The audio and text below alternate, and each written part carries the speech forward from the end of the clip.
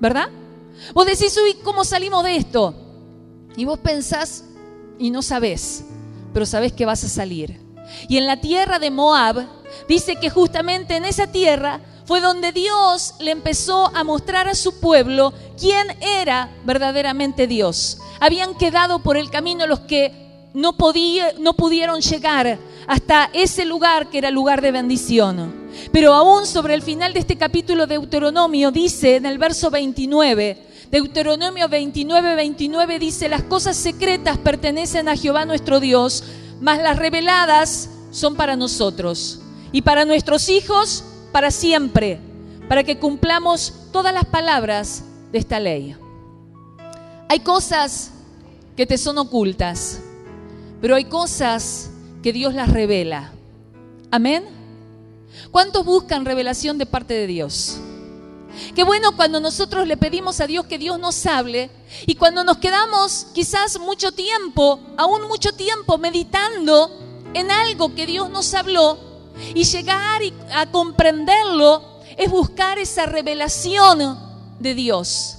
Hay veces que Dios quiere revelarnos cosas a nuestra vida y aún Él nos prepara, aún Él nos habla, pero hasta que no llegamos a un lugar o una circunstancia especial, no logramos verlas.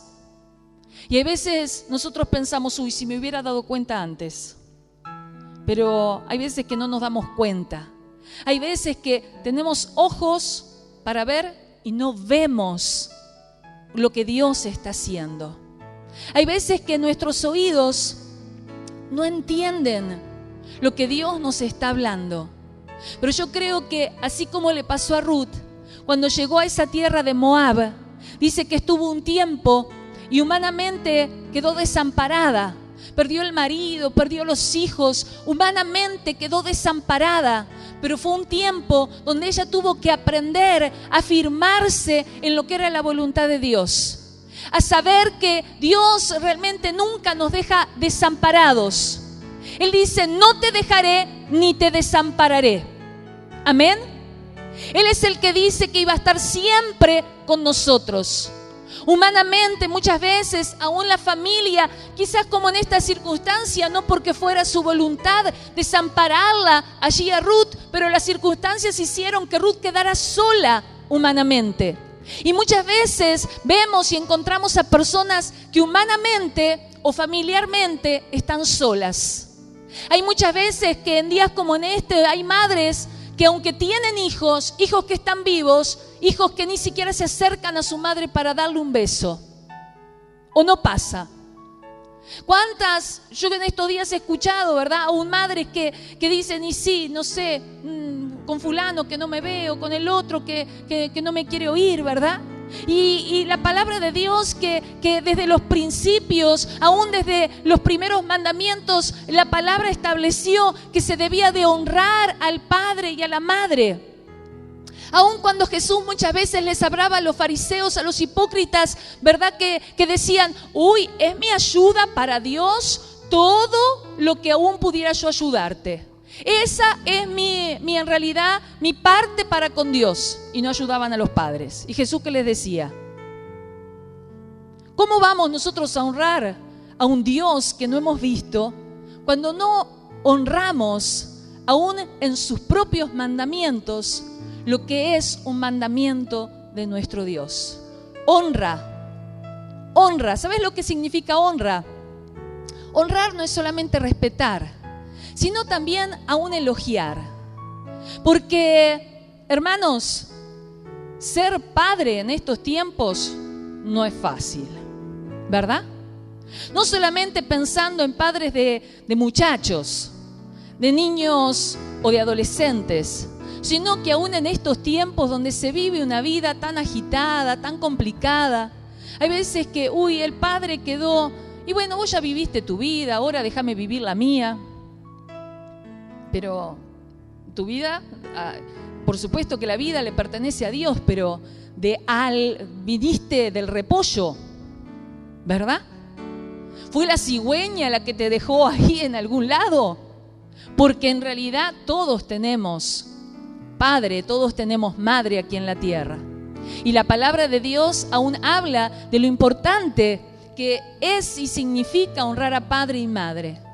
Y cuando en aquella circunstancia Ruth quedó desamparada, porque humanamente muchas veces las personas quedan desamparadas, ¿verdad? Aquí estamos hablando de Ruth, una mujer, y que aún en aquel tiempo como mujer seguramente que se sentía aún quizás más desprotegida.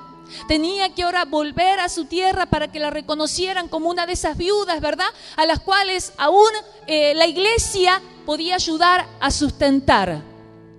Y Ruth, cuando quedó desamparada, fue cuando en realidad dijo, bueno, me voy a volver a mi tierra allí de Judea, ¿verdad? Me voy a volver a aquel lugar de donde salí un día. Y Ruth, frente a ese desamparo, pero ese desamparo en esa tierra de Moab, donde en realidad humanamente había quedado desprotegida de hijos y de marido, pero Dios le había suplido allí de 2 nueras. La obligación de la nuera es una obligación política, ¿no? Es algo que en realidad parece que fuera mientras que, viva el hijo. Las nueras podrían haberse desentendido aún de Ruth. Pero sin embargo, Dios siempre pone en nuestro camino esa persona especial. Esa persona con la cual nosotros vamos a poder andar y caminar. Hermanos, cuando hablamos allí de uniones y pensamos en cuanto a lo que es un matrimonio, una familia, ¿verdad? Y pensamos lo importante que es de andar de a 2. La Biblia establece que es bueno que el hombre no esté solo, ¿verdad? Por eso ayer charla para los jóvenes, ¿verdad? A ver que cuando elijan bien. Pero bueno, no es bueno que el hombre esté solo. Pero no es bueno que esté solo, dice la Biblia, ¿verdad? Mirá al que está al lado y decirle, no es bueno que esté solo. La soledad no es buena. La soledad muchas veces daña. Y en esta circunstancia estaba Ruth, que se le terminó la familia en lo de sangre, pero ella no estaba sola. Aún Dios había puesto en su camino una sierva, una mujer tan decidida para realmente elegir seguir caminando con Noemí, que aún como leímos allí en los momentos en que lloraban, porque hermanos, estas mujeres lloraban, ¿verdad? Estas mujeres sufrían la pérdida que habían tenido, porque Noemí había perdido esposo primero, al tiempo los hijos, ¿verdad? Un hijo, después otro hijo. Hermanos, eso realmente es mucha tristeza, perder un hijo, ¿verdad? Y la mujer, ¿verdad? Aún Ruth había perdido al esposo. No debían de faltar los momentos de llanto, de lamento, de aún necesitar ese consuelo, pero Ruth y Noemí seguramente que se consolaban la una a la otra. Se ponían a llorar y una apoyaría la cabeza en el hombro de la otra y llorarían, ¿verdad? Dice aquí en los versículos que leímos allí a partir del verso 14 que dice, alzaron otra vez su voz y ¿qué hicieron otra vez? Lloraron. Hay momentos que son de muchas lágrimas, se derraman muchas lágrimas. Y dice que en ese momento Orfa, una de sus nueras, besó a la suegra, ¿verdad? No es que no la quisiera, pero la besó y agarró su camino. Pero Ruth, dice, más Ruth se quedó con ella. Hay veces que bueno, uno se va, el otro también, pero Dios siempre pone a ese que siempre está, que siempre se queda. Que Dios realmente puede hacer esa unión. Como decíamos, Dios ha establecido que no es bueno que el hombre esté solo. No es buena la soledad. Y no solamente en cuanto, como decíamos hoy, a formar una familia, un matrimonio, sino que bueno, cuando podemos tener una amistad, cuando podemos encontrar esa persona con la cual nosotros nos entendemos. Cuando Jesús mandó a predicar el Evangelio, ¿cómo los mandó? Los mandó de 2 en 2. No dijo, son 12 o cuando son 70, vamos a llegar si son 12, vamos a llegar a 12 lugares. No, ¿verdad? Los puso de a 2 y habrán llegado en etapas de a 6, ¿verdad? De 2 en 2 iban, así que iban hacia un lugar 2, hacia otro lugar otros 2, eran 12, pero aprovechar bien lo que era en realidad eso en las manos de Dios no era mandarlos solos hacia 12 lugares, sino que mandarlos de 2 en 2. Así que fueron de 6 lugares a otros 6, a otros 6. Mandó a los 70 y hicieron grupos, ¿verdad? 35 grupos de 2 personas. Porque es bueno cuando nosotros podemos, dice, hay del solo. Porque cuando hay 2 juntos, ¿verdad? Cuando uno cae, el otro lo levanta. ¿O no? ¿Verdad? Y eso no está solamente justamente alcanzando lo que es la vida de pareja, de matrimonio, sino también esa unidad donde pueden andar 2 personas juntas. Y en esta circunstancia estaba Ruth con Noemí. Y Noemí estaba tan decidida que dice que Noemí le dijo, ¿verdad? No me pidas que me vaya, no me pidas que te deje.